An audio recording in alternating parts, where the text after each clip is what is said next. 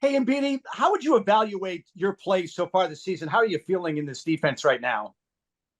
Uh, I feel pretty good. I think I'm getting a lot more used to safety and that spot. Um, yeah, I'm feeling good. How big a transition has that been? Have you found yourself really taking advantage of, though the practices were good to learn, it had to be game situations where you'd really get it? Yeah, it definitely took some game time. First few games were just like adjustment and seeing the field in a different aspect, and then now I'm rolling. And is it as much knowing where you should be and also knowing where your teammates should be? Yes, 100%. It's all pieces, and everybody has a specific job. And so, being back there, just in general, being on this defense, you have to know what everybody's doing. I know the coach from North Texas, the first thing he said in his press conference was, this is going to be the most aggressive defense we've played all season. How do you like the aggressiveness that you guys have notched up as things have gone along? I love the aggressiveness. I think the main focus right now is the details in our play, not exactly like what other teams are doing, but how we're performing with our small things. But it definitely all like ties in, and that aggressiveness is like what we like strive. That's what our defense is driven off of. And it also seems like guys are stepping up. You've had a few injuries, but also guys just getting their chance in the lineup have been making some big plays. Yes, sir, definitely. Like Luke Harris, I'm sure y'all saw that performance. And we got a lot of guys that have been prepping themselves for like the moment to when they get in the game and everything, and so that they're ready. So yeah, it's definitely a great thing to see. Do you see a little of yourself in them when you were a younger player, how they're coming along? A little bit. I mean, I try to give them as much like feedback and things that I can from the experience and how the game like really goes. Obviously, it's different from practice, but we try to intensify practices so that they are game like, and that's one thing that we've done this year a lot. I know it's been frustrating for the coaches. I would imagine for you guys too, kind of the starts and stops to the season, having these two bye weeks and then the extended bye week, 16 days. Are you fired up now that you've got bang, bang, bang games right after each other? 100%. Think schedules are different, things happen, and there's no excuse. We gotta take advantage of the game and the opportunity that we're given right now, and that's North Texas. What's it like playing kind of behind and beside Will Harbor, the way he moves on the field? It's amazing. Just knowing that he's going to do his job every time, and just having that trust in your teammate and everybody that's on the field. So yeah. And he seems like he's a nice mix of being able to lead, but also an intensity level. Have you ever played with anyone as intense as Will? I mean, a few guys, but yeah, he's definitely intense. But he's intense, but he executes very well too. So that's like the best thing, and that's something to learn from Will Harbor. How's the transition been now as you're playing games to Coach Volker calling the plays? Sorry, can you repeat that? How's the transition been to the new defensive coordinator for you guys now? I mean, it's I guess you can say it's a little different, but it's really like what situations he wants to call certain things in, and being able to anticipate that. Obviously, being under like Coach New and everything, it's easier to say, and so it's good for the defense because we know like what to expect. What's the challenge like in this American Athletic Conference? I mean, there's not a conference in football, maybe the Pac-12, that's got better quarterbacks. It seems each and every week you're going up against the quarterback who at least is thrown for 300 yards. Yeah, that's definitely the world of football now, especially with like the transfer portal and everything. You're gonna get competition at all levels, and especially in this conference. So it's definitely great for us to be able to compete against guys like that, and I'm grateful for opportunity to do the same. How do you like putting pads on other people? You get a little more tackling from the safety now. Yes, sir, definitely. Yeah, I mean, I like coming downhill and everything. That's a part of my game. Do you like having the whole play in front of you now as a safety? I do. You know, it's different from corner, and obviously the angles are different, but at the same time, it's really just doing your job, no matter where you are on the field. You know, whether I like I can say I like it, I can say I don't. It doesn't really matter. I just want to win, and I want to do what's best for the team. So. How is it stacking wins now at home? How important is that you get that home field advantage? I know that's so important to you at Navy Marine Corps Memorial Stadium. It's huge. We need to. What we're trying to do is change how things have been over the past few years, and we have the opportunity right in front of us to do that. And right now, it's North Texas. So. And how cool is that to be in a position where you're one of the leaders and helping to affect the change and lead the team to another level? It's great for me, the opportunity to, have that trust from the other players and everything. And I just love like being able to like teach certain things. Like if I have the knowledge of something, because obviously everybody like you want to leave the place a lot better than where you were at, like when it was like when you were there. So that's my like biggest take on that. I know you're really focused on the task at head each week, but how about those Braves moving into the playoffs now? A little bit of a rest before they get going, but you got to be fired up for the Bravos. Yes, sir. Yes, sir. Thanks a lot. Thank you. Wags. Hey, Mbiti, good to see you. I was going to ask you about the transition to safety. How's it coming along? It's going pretty good. I learn every day, and I'm getting a lot more comfortable with it, and just trusting in the coaching staff and the players around me. What's the biggest change? I would probably say the view, like of the field. You're seeing it from corner, you're seeing it from angle, and then SAD, you're seeing the whole field. It's a little different, but at the same time, when you know what you have to do and you know your job, it makes things a lot easier. Are you asked to be more physical in that role, or is it the same as corner with that respect? It's the same as corner with that respect. You got to be physical no matter if you're a corner or a safety. And I've taken some of that physicality from corner, and just having to be able to play in space. Knowing certain times when you can do certain maneuvers and when you have to just go straight through a person. So they're both the same when it comes to having to be physical. So we talked to Coach Newberry and Coach Volker last week, and they both mentioned how pleased they were with the secondary not giving up explosive plays. And then, lo and behold, against South Florida, there's an explosive play. Was that disappointing, and what happened there? It was a little disappointing, but you live and you learn.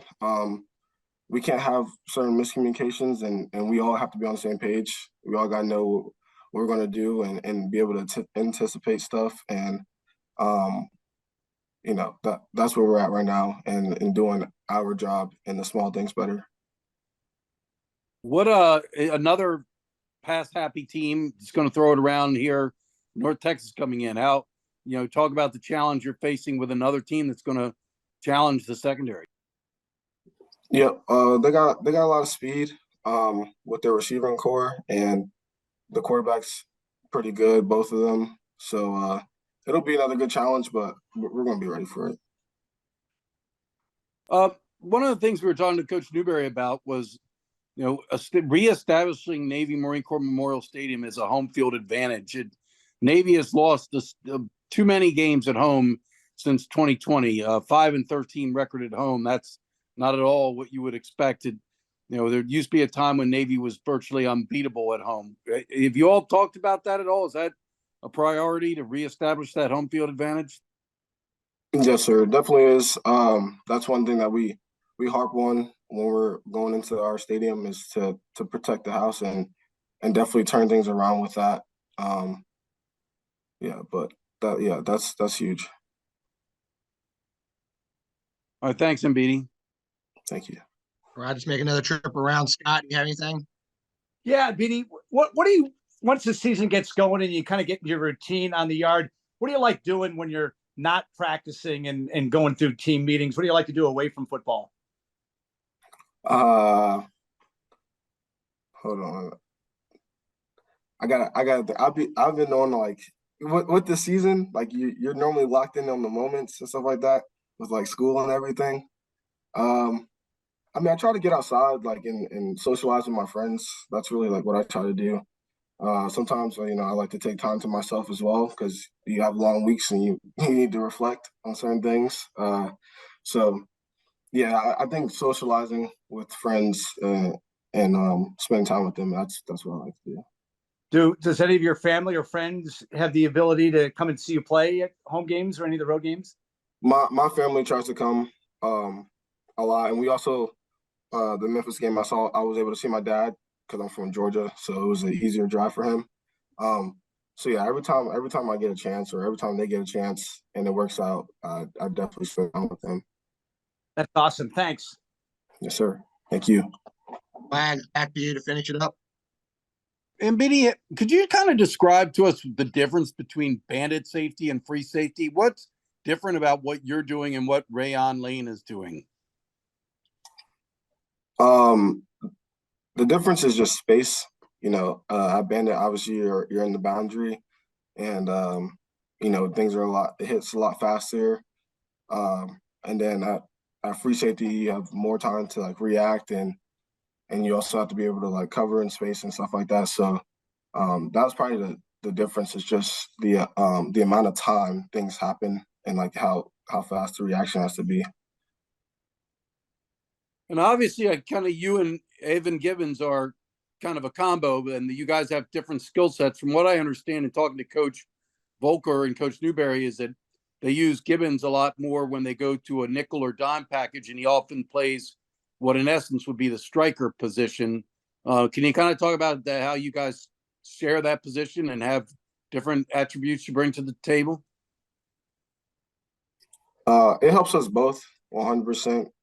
Just being able to feed information off of each other and you know grow as the season goes on. So it's definitely an asset to the team to be able to put pieces like that together and stuff like that. And knowing Gibby, we call him Gibby, but knowing Gibby like him and I, we just literally want what's best for the team at the end of the day. It doesn't matter where we're at on the field. We want to win games and we want what's best for the team. So. And I'm just noticing that there's now a freshman on the depth chart at that position. I believe it's Cushy. Is that the proper pronunciation? Abraham? Cushai. Cushai. Okay. Cushai. What can you tell us about him? Is he coming along? Yeah, Cush is definitely coming along. He's seeing a lot of time like with special teams and he's working his way in. He's definitely a guy that works just as hard. He on and off the field. From the start, he's always been asking me questions and asking Gibby questions and stuff like that. And he doesn't fail to prepare himself for the moment when the time comes. So yeah, he's definitely another trusted guy. What's jumped out at you from the video you've watched about North Texas? Yeah, I'm waiting for the week where I turn on American Athletic Conference opponent offense and am not impressed with them. They're an impressive offense. They score points. They take care of the quarterback. They're able to run the ball. They're able to throw the ball. That's just a well-constructed offense. Coach Morris does a great job with those guys. Just very impressed with them from the moment you turn on the tape. And it seems like from the quarterbacks we've played that have been transfers and that we've kind of seen around the league, it seems like some of them kind of had that chip on their shoulder and really want to prove something and have really shown well in this early part of the season, like North Texas. Sure. I think Chandler Rogers is a heck of a quarterback. I've been really, really impressed with him. He throws strikes. He delivers the football. He puts the ball exactly where he needs to put it for his his receivers to go make plays on him, and the receivers make some acrobatic catches. They attack the football in the air. They get vertical quickly. They're really, really good in split space, but he's really impressive. He seems like he's got a great command of the offense, and everyone on the offense responds to him in the way that he operates. Your defense has really been up against some really incredibly physical offensive lines, and not only back-to-back games in the American Athletic Conference, but starting the year off against Notre Dame. How's everybody holding up? Yeah, that's always a concern around here, is just not getting guys too banged up or anything along those lines. But you got to play football, and that's the this is the best game in the world. That's the one unfortunate thing about it, is that time after time, there's a threat of injury, and for the most part, we're healthy up front. We're healthy on the back end. I think Coach Newberry's done a great job how he's constructed practice, that we can get the most out of our guys and get the work in that we need to get in. Like, you just can't go out there in underwear and play football. You gotta put pads on. You gotta go strike people. You gotta go move people, and that's the piece of the game that's finding that sweet spot for your team, so you can go be at full force, when Saturday afternoon runs around. Thanks, Coach. Thank you, Scott. Wags.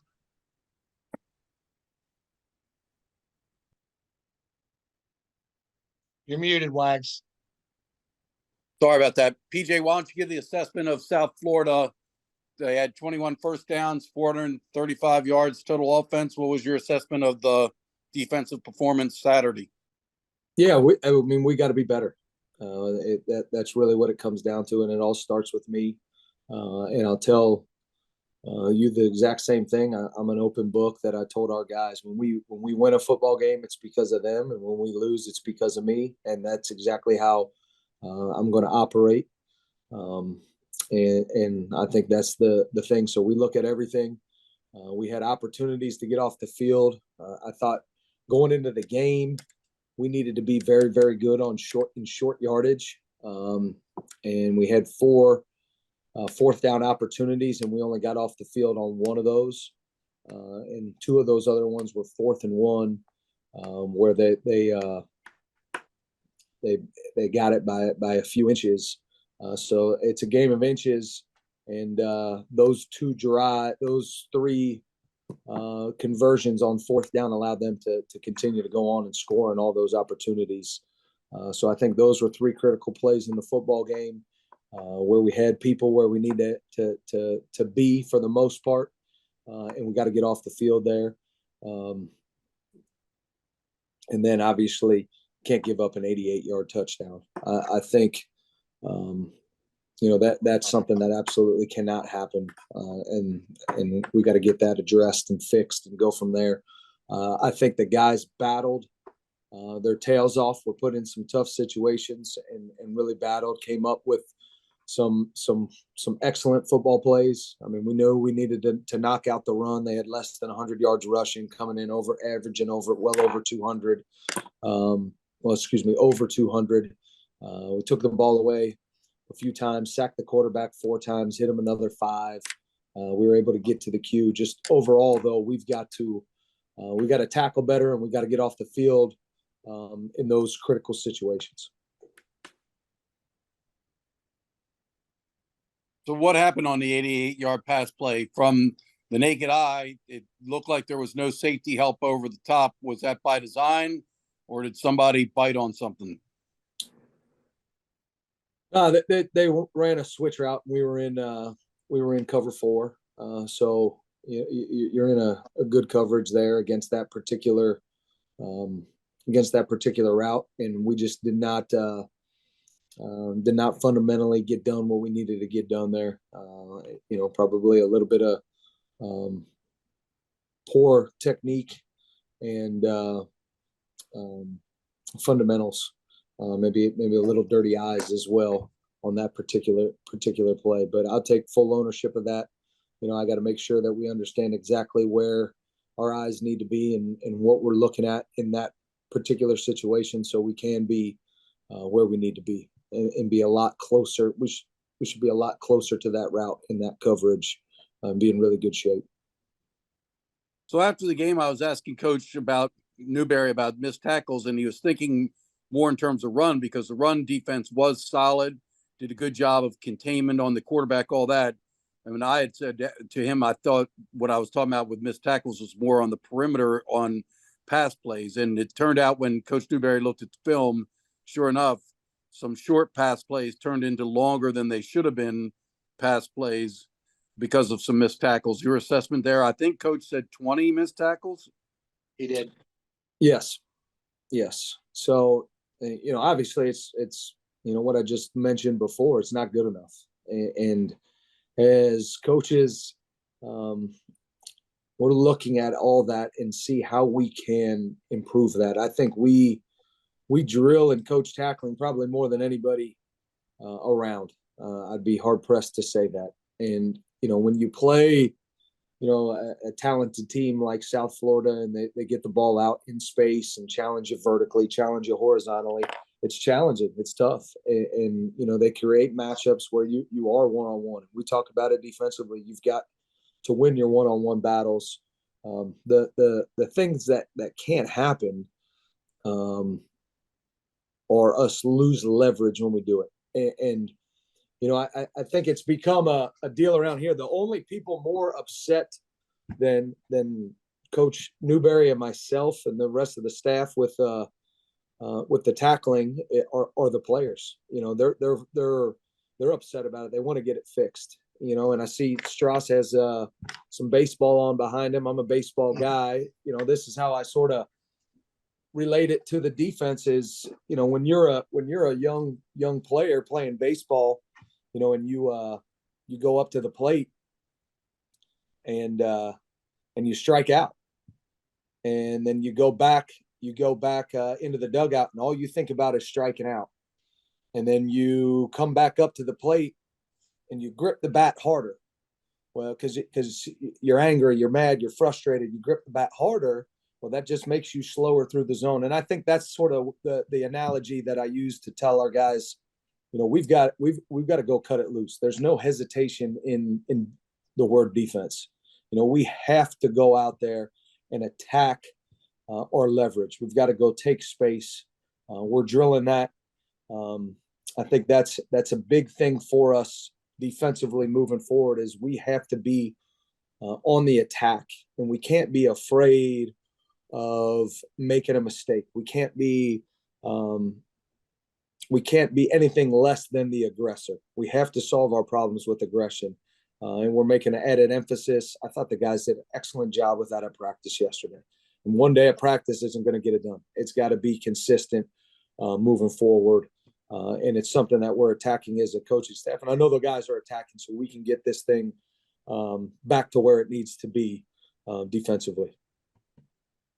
I think one thing you don't want to do when tackling is either be too high or too low.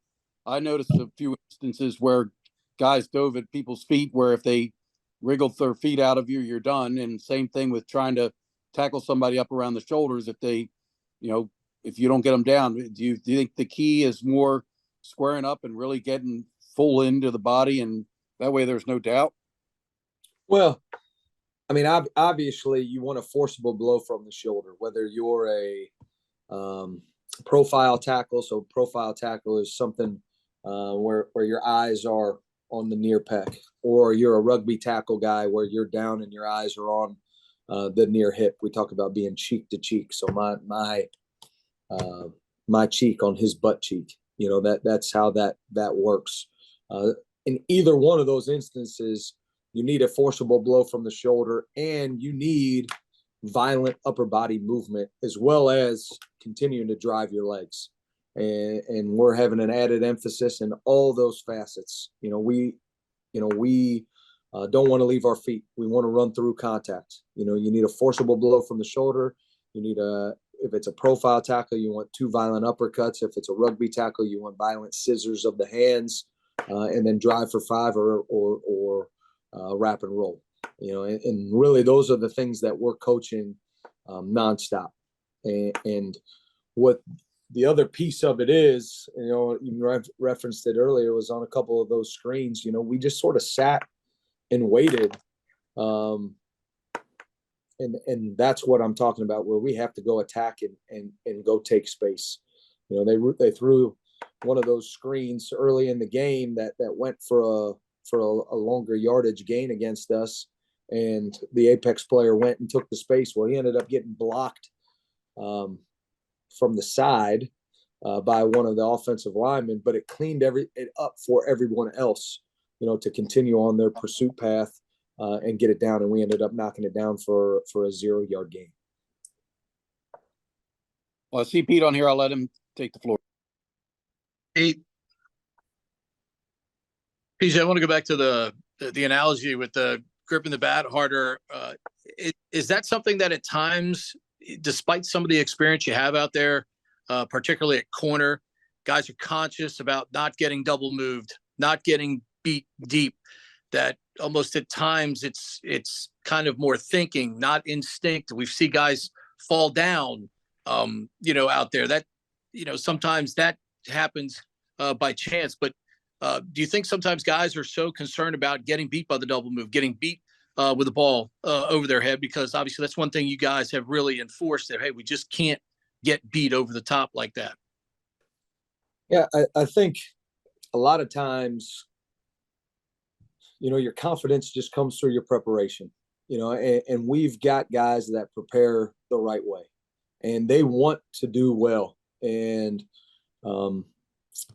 here probably more than anywhere I've coached, Pete, is guys have, they've been really, really successful in all facets of everything that they do. So they get a little anxious at times when things don't go exactly the way that they want them to. And we really, we just really need to go cut it loose. And you can't do anything being afraid to make a mistake. You got to be able to go out there and play free. And I think that's really the important thing for us defensively is they feel the magnitude of going out there and playing the game. And we just got to go cut it loose, and we got to prepare that way in practice. So when you play that way in practice, that's what comes forward in the game. And we really go from there. And guys around here, like I said, more than anywhere I've been, put a lot of pressure on themselves because they're used to being extremely successful, and it's our job as coaches to get them in the mental mindset where they can go out there. They understand their job so well. It's crystal clean. There's no gray in it, and they can go cut it loose and play free and really play without cumbersome thinking, if that makes sense. Yeah, I mean, is there any? I mean, are you doing anything dramatically different at all from what you all have done? With you. I mean, obviously it's a smooth transition. I mean, you were here with Brian. Is there anything dramatically different you guys are doing philosophically on that side? No, no. I didn't think so. It's everything's very, very similar to the things that we've done in the last 4 years. Yeah, I mean, it's been successful. So I just confirming you're not doing a whole lot. I don't know how far back you guys go on Eric's stuff when he was at Incarnate Word. Clearly last year, when you're working with a guy like Cameron Ward, you can make any offense look really good. But what have you seen from that offense, and how much of the stuff that they've run in the past do you think he's gotten installed here so far through the first few games? They've got a lot of offense in, and I'm sure he's got a lot more that he can get in, and he puts together a plan every week that his guys go out there and execute at a really high level. I've been really impressed with him, the amount of route concepts, ability to get ball to his playmakers in space, several different formations and personnel groups. He does a really, really good job offensively. It's an excellent constructed offense. I've been nothing but impressed with him. Thanks. Appreciate it. Right, we'll make one more trip around. Scott Wyckoff. Coach, how big were those plays that Luke Pierce made for you on Saturday? Yeah, I mean, he really came out there and played some doggone good football. Was impressed with him. I mean, it was a great thing to see him go out there and play at that level. And I think everyone in the building was excited for him to get his opportunity because he's worked really, really hard and made a huge improvement since this time last year. And I think you're just seeing the tip of the iceberg on the type of player that he's going to be moving forward. He's a heck of a play. And that sack that he had for 15 yards, I'd be remiss if I didn't talk about Evan Gibbons on that. So that was a deal where we had practiced that particular play versus that particular call several times. And Gibby did an excellent job on that play, eating up the back. It was a screen play, and I showed it to the entire defense. I'm like, there's probably very few people in the stands, Gibby, that understood that your fellow outside linebacker made a sack for a 15-yard loss. And it would have never happened had you not done your job with great attention to detail. And was just really impressed with Evan Gibbons on that particular play as well. And even though he's young and still learning the position, it looks as though Luke could really grow into being kind of that prototypical Raider in your defense. He plays our style of football. He's long. He's going to continue to put on weight. He plays really, really physical. Comes to practice, comes to work every day. I mean, he's smart. He's tough. He loves ball. He plays violent. He just plays our brand, and he absolutely can be that guy. Thanks, Coach. Wags. So what Pierce obviously got way more reps than he's gotten all season. Did Jordan Sanders get hurt, or was it a case where Luke went in there and did some good things, so you went with him? No, Jordan got banged up a little bit on a late hit on the sideline there, on a special teams rep. And so Luke had an opportunity to get in there, and then obviously you get an opportunity to go. You start to play some doggone good football. You got to go with the hot hand, And he was able to go out there and continue to play good football for the course of the football game. Jacob Busick wasn't able to go on Saturday. Is it starting to look like that maybe longer term, or where are we at with Jake? Yeah. I mean, he wasn't able to go Saturday. We'll see how that sort of transpires moving forward. Obviously, big loss for the defense, but I was really impressed with Jay Reed. That's a position where, going into the game and really going into the season, you felt like you had two starters at that position, one and 1A. And I thought Jay Reed did some excellent things in the football game too on Saturday, and really, really played, again, our style of football. Been really impressed with him. So Clay Cromwell doesn't seem like he's been quite as productive as he was last year. I think he's been nursing an injury or kind of not been full go physically. I mean, where do you see Clay at? And I saw that Tyler Nararian, am I pronouncing that right? Ryan. Narayan. It seemed like he got more run, and I think that was that D tackle, not nose guard. Where are you at that D tackle spot? Oh no, Clay was the player of the game versus Wagner for us. I mean, we call it the Clay Cromwell factor. I mean, he demands double teams inside. He is not a guy that people can single block. If they single block him, he's generally going to win that matchup. And then Tyler's a young guy that's coming along, and he's got a different skill set than Clay, but made some nice plays in the football game as well. And when you play as many plays as we played on Saturday, you have to be able to get some guys out there to be able to give a blow, so we can be as fresh as possible towards the end of the football game. Well, on that note, obviously, Coach Newberry referenced it immediately after the game. I mean, a big part of what happened Saturday, and we talked about missed tackles, but when you're on the field, that many plays, and you're not getting much of a break because it's a 3 and out, and you're just guys are barely able to get a drink of water before they're snapping the helmet back on. How much did getting gassed, as Coach Newberry said, factor into what happened Saturday? Fact of the matter is, when we score 30 points around here, we need to win the football game. And whether we're on the field the whole game or not, it doesn't really matter to the guys in the defensive room. Like, if we're out there, we got a job to do, and that's to get the ball back. And like I said, we scored 30 points. We got to find a way to win, and that's solely on us as a defense, and rests on my shoulders as defensive coordinator. And we are going to work our tails off to make sure that happens moving forward. Well, in your defense, none of those points weren't on the defense. All right, I'm good. Still went up on the board. I think Cromwell had a really good game against Memphis too. Yes. Pete Medhurst.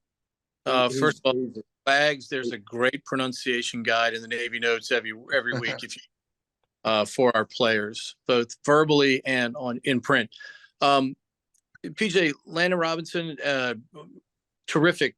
It looks like a terrific athlete for that position. The fact that he's able to make plays, we see him run down on special teams. Thoughts on the way he's been able to spell biscuit for you inside far? I think Landon is another one of those young guys that gets out there for us, and he's just going to keep getting better week to week. The way he goes about his work, the way he prepares, the physicality, the athleticism that he has at the position. I think just, to get better at football, you got to play football, and he's playing football and improving every week. I can't say enough good things about Landon Robinson. I'm just super impressed with him. He was a guy, we just liked his high school film. We weren't really sure what the heck he was going to end up being. He's, 240-pound inside linebacker, and we were like, well, maybe he'll grow into a sawed off Raider, or maybe he'll end up being a defensive end. I don't think one time we thought he was going to grow into a 285-pound nose guard, but he is, and I'm glad he did. I'm glad he's on our squad. Macklin for them at receiver just seems almost every time he catches a ball and it's an explosive play. Obviously, that's a challenge to understate, but just how good is he? And certainly the concepts they've used to get him open for what seemingly whenever they need a big play, he seems to find it for them. Yeah, I mean, I think they're incredibly talented at the skill positions across the board, and he's the one of the home run hitters for them, and they do a great job scheming some things up to get him, some open runs. And even when he doesn't have a lot of space, he goes up and catches the ball with his hands in traffic, is able to get his feet in the ground and get back vertical quickly. So he's a tough matchup for us, and we definitely know that going into the game. We got to be aware of where he is, but it's one of those deals where they spread the ball around pretty doggone good. They've got 4 guys that have 7 or more receptions, on the year, through 4 games. So they're not afraid to get the ball to a lot of different people. Obviously he's got 13 of them, but Roderick Burns has 20, so they get the ball to 2 guys in space. They spread it around. They don't let you just sort of key and focus on one guy. And again, it goes back to Coach Morris just having a well-designed system and scheme, and have a ability to call a good football game. We talk about this with the offense in finding a rhythm, but defensively, when you play with gap time like that, things like tackling, playing with instinct. I mean, how much is that affected when you have like a 16-day break like that?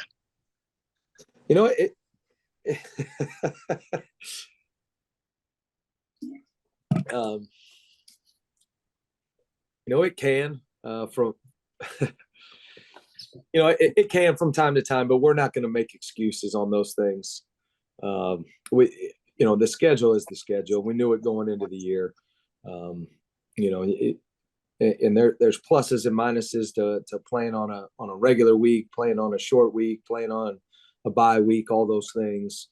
I think everyone around here is looking forward to getting on a little bit of a normal schedule and rocking and rolling.